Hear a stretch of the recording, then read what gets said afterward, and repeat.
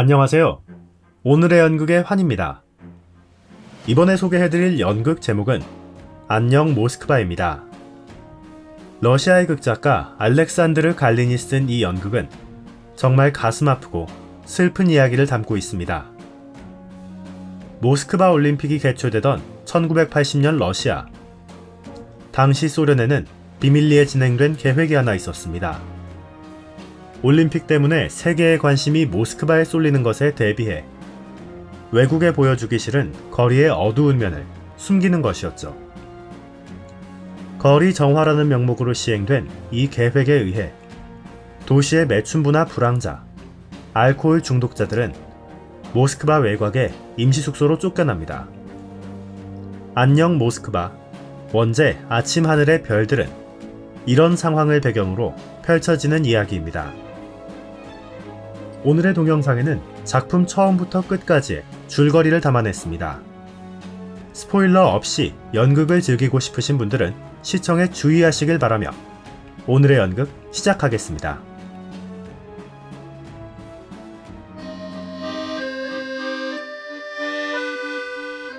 낡은 임시숙소에 트렁크를 들고 로라가 등장합니다. 서커스 고개사인 어머니와 마술사 아버지 사이의 딸. 로라 본인도 고개사라며 장황하게 이야기를 늘어놓지만 숙소 관리자 발렌치나는 그녀의 이야기에 전혀 관심이 없습니다.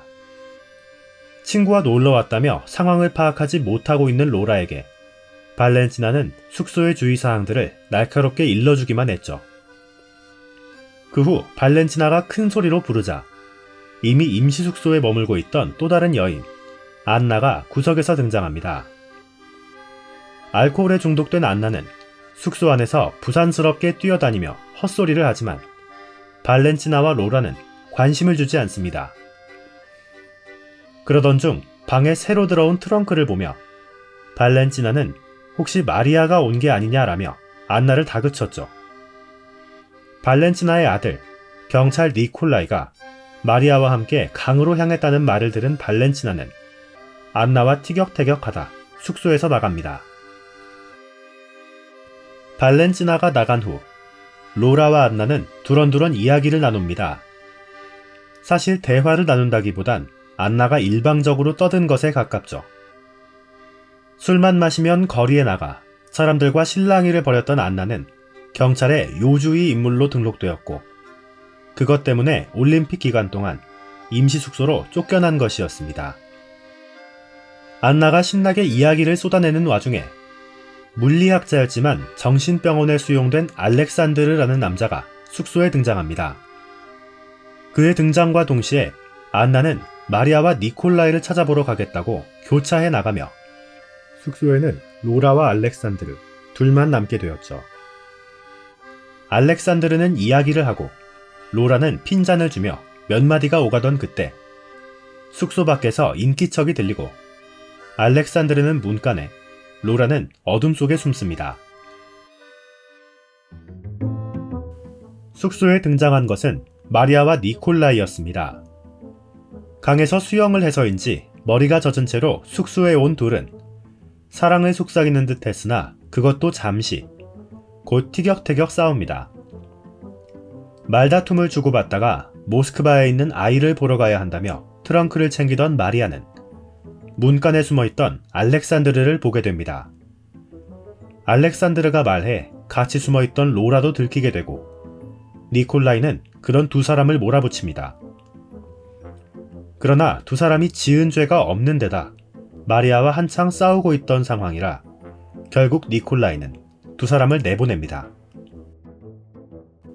임시숙소에서 지내겠다는 마리아와 그녀를 집으로 데려가려는 니콜라이의 실랑이가 벌어지고 있을 때 시끄럽게 안나가 들어오며 발렌치나가 오고 있다고 말해줍니다. 둘은 굳이 자리를 피하지 않았고 어머니 발렌치나와 마주친 니콜라이. 긴장감이 감도는 셋 사이에서 안나가 열심히 잡담을 떠들어 보지만 분위기는 그대로죠.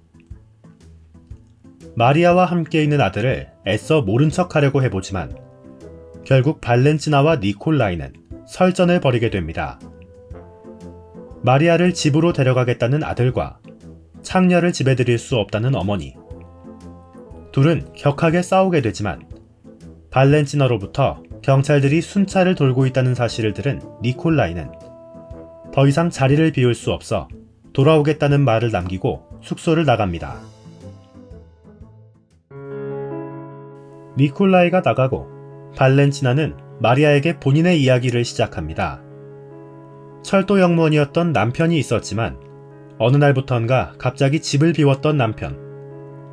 하루는 그를 미행해 보았는데 철길 위에서 머리를 젖히고 하늘을 향해 괴상한 소리를 질렀다고 합니다.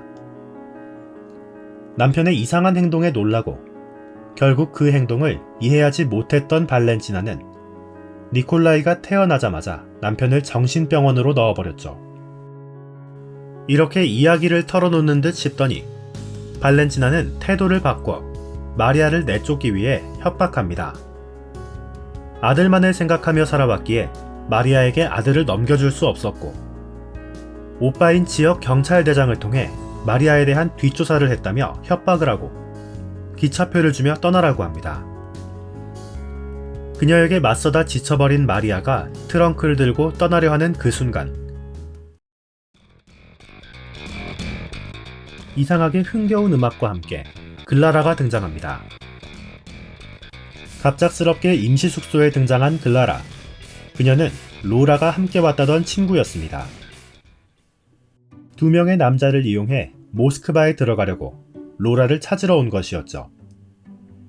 그 남자들을 놓치면 모스크바에 들어갈 수가 없기에 서둘러 온 것이었지만 로라는 알렉산드르와 함께 자리를 비우고 없었습니다. 그래서 글라라는 마음이 급해졌죠.